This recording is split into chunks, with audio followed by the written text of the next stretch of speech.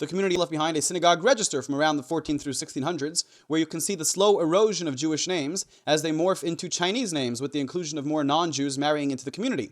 Although, of course, in their earliest years, we can assume there was a conversion into their community, which was not much different from the conversion of other Jewish communities many, many thousands of miles away. But in later years, all forms of conversion fell apart as the Jewish community knew less and less, and it seems it was simply intermarriage. Dating, by which I mean not shidduchim, but calendrical dating. When they wrote for their Chinese neighbors, they used Chinese dating schemes, although interestingly, they continued to use the Song dynasty's years, even when the Jin emperors were ruling over Kaifeng, but Chinese dating schemes that their neighbors could understand. But with regards to internal community records, they used the traditional Jewish form of dating, which of course is from the famous Hijra flight of the Prophet from Mecca to Medina. Just kidding about that, but it's about the same Jewish. They use the Babylonian, Assyrian, Jewish months, Tishrei, Mar Cheshvan, Kislev, etc., and they used for years Minyan Shtarot, or the legal method of reckoning, from around the Great Battle of Gaza in 312 before the Common Era, which heralded the onset of the Seleucidan Greek era. This was the dating method that was most probably employed by most Jews during the early Middle Ages, and by some Yemenite Jews even until this very day. So in a time and place where their neighbors had never heard of the Seleucids, never mind having heard of the Seleucid, they never heard of the Greeks. The Jews dated all their official documents by this long ago evaporated dynasty of the Seleucids, because that is what their fathers had done, and that's what their fathers' fathers had done. And most amazingly, their stela mention a 4 times a month holiday, obviously referring to Shabbos, Shabbat, the Sabbath, Saturday, however you refer to it. The question therefore is, why don't the stelas simply mention, instead of saying they have this holiday 4 times a month, that the holiday is every Saturday? And the answer simply is because the Chinese had never heard of Saturday. They had no Saturday. And I don't only mean that they didn't have the name Saturday or any sort of Chinese version of the name of Saturday, but rather that they had no weekly cycle whatsoever. And so, mention of the Judeo-Christian Sabbath or 7th day of the week would be entirely meaningless to them. And I doff my hat to my Chinese Jewish brethren of hundreds of years ago. To have kept Shabbat in a time and place where there is no weekend, where there is no concept of a week, is testimony to extraordinary tenacity and character. Yehi zichram bruchim.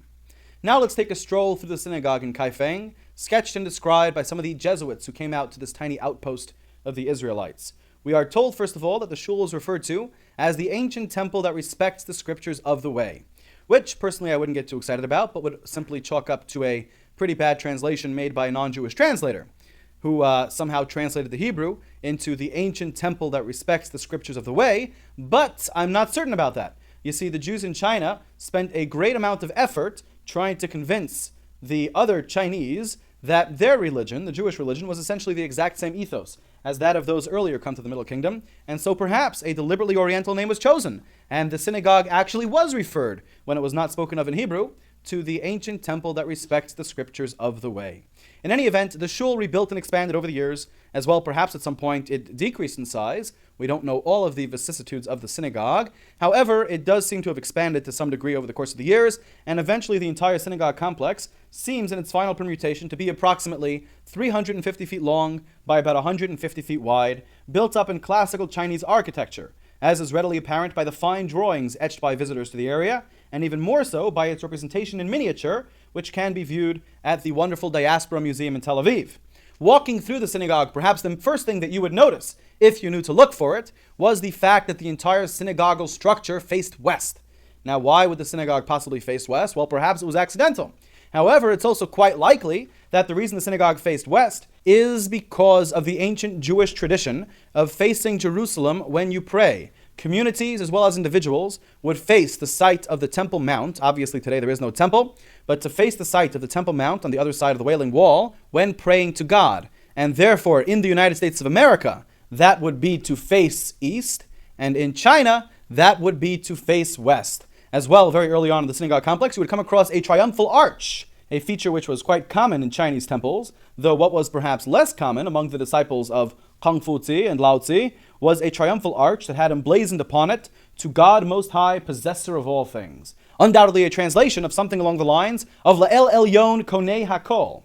As well, looking around, you would find the aforementioned stele with Judaism 101 for medieval Mandarins carved into the majestic stone. Soon you would come across a special space for the synagogue shamish, or caretaker, as well as the mikveh, the ever-present and ever-important ritual bath, without which no Jewish community can function. As well, at the right time of year, you would be fortunate enough to see the sukkah, the temporary habitation or tabernacle, set up under the open heavens in the synagogue courtyard, with a small shechita room nearby, where animals were slaughtered, where the sciatic nerve was removed, and various other koshering processes undoubtedly took place.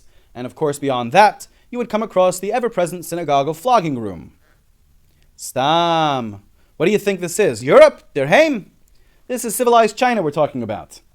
Perhaps what would most shock a Jewish cousin of these long-locked yet non-Hasidic Sino-Semites would be that they had halls in honor of ancestors, something which was not uncommon in China. Halls in honor of ancestors, something you're unlikely to come across in synagogues anyplace else on planet Earth, as well in honor of Confucius, by the way, whom I might rush to add they revered as a philosopher and not as a deity. Perhaps even they may have had to revere Confucius and have a hall in his honor, so as not to seem to be shunning the grand old master of Chinese morals. But you'll be happy to know that unlike many other areas of China, where the ancestors and Confucius were represented with images, over here in the halls in honor of ancestors, there were only symbols rather than images representing the ancestors and Confucius. And in later years, as the Jews became more and more Chinese and less Jewish, they came to offer, first of all, incense was offered on behalf of the ancestors and Confucius, though I know not exactly at which point they began that, and then sacrifices, something viewed as quite a big no-no. Although, of course, within the course of our discussion on exotic Jewish communities in these many hours, we will eventually discuss some other communities which did offer sacrifices outside of Jerusalem. But you should know that it was, and still, of course, is, considered rather unacceptable. And yet, even in their later years, to the best of our information on the subject, ancestors and Confucius, of course, were not worshipped. Rather, they were respected. Respect, of course, of ancestors being a rather important Chinese virtue. As well, of course, it's a rather important Jewish virtue to respect ancestors. It's actually right there in the Ten Commandments, which perhaps makes me rethink what I had said before about other synagogues and temples around the world not having any sort of halls in honor of ancestors. In fact, perhaps most synagogues that I've been in all parts of the world, do in fact have halls in honor of ancestors. They have halls filled with plaques. This doorknob to the minor sanctuary was dedicated in honor and memory of Aunt Sadie and Uncle Melvin. These 15,000 synagogue members contributed to the annual Tree of Life Fund in 1966. Perhaps then halls in honor of ancestors are actually a hallmark of Jewish temple worship. And as well, you should know, by the way, actually having plaques in honor of major donors is an age-old Jewish custom that dates back as far as synagogues do, so far as we can tell from ancient ruins. And the rules as well seem to be the same everywhere across the globe, in that if you donate enough dough, all else is wiped clean. The Jesuits tell us that in Kaifeng, those who are wealthy enough to have actually donated a Torah scroll rarely ever showed up to synagogue again, with no noticeable loss in their stature within the community.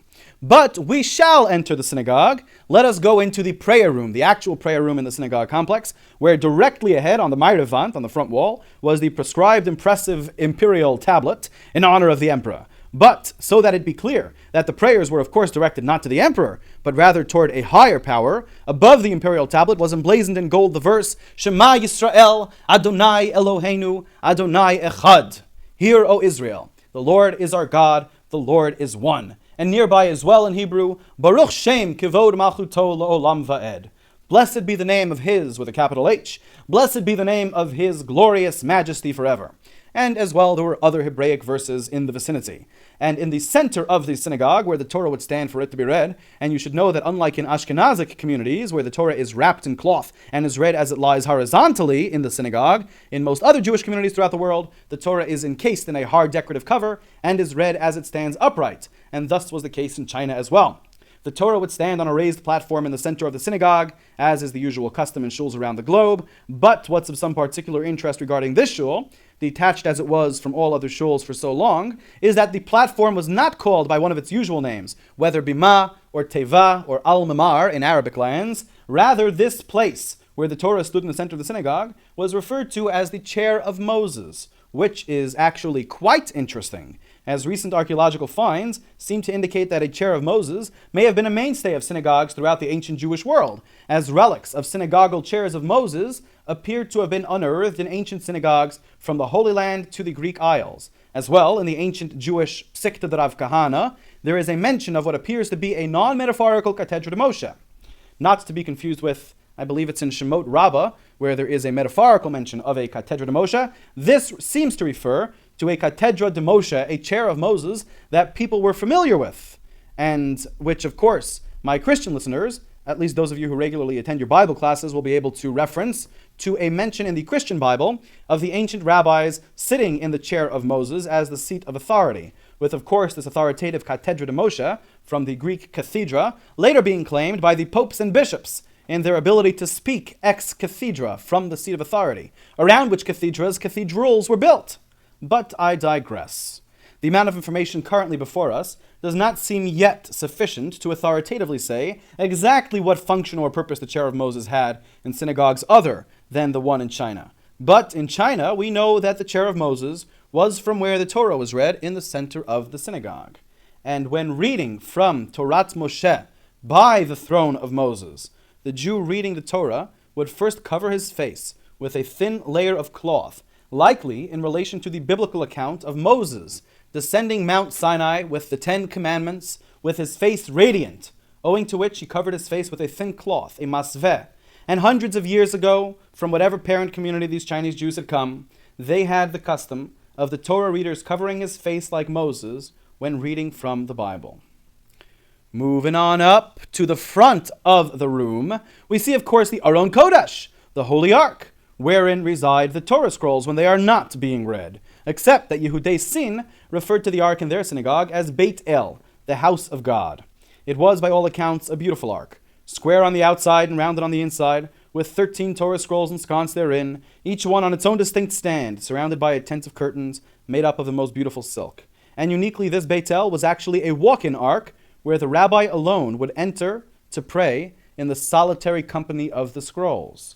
So far as the number of scrolls are concerned, the 13 on 13 independent stands, it would seem to me that this is likely related to the Midrash, the ancient Jewish tradition that has Moses accomplishing the superhuman feat of inscribing 13 Torah scrolls on the final day of his life, with 12 of those scrolls being distributed equally among the 12 tribes, while the 13th was placed inside the temple to serve as the official perfect scroll of the Jewish people.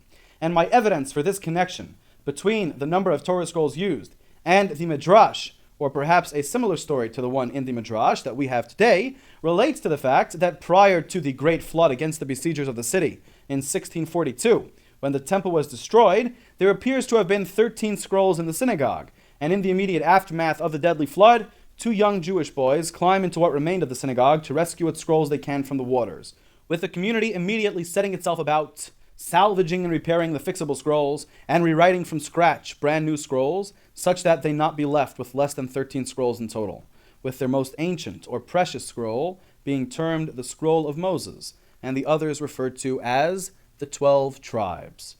Thus was Judaism practiced in the Deep Orient in its own unique, distinctive flavor for centuries, at least.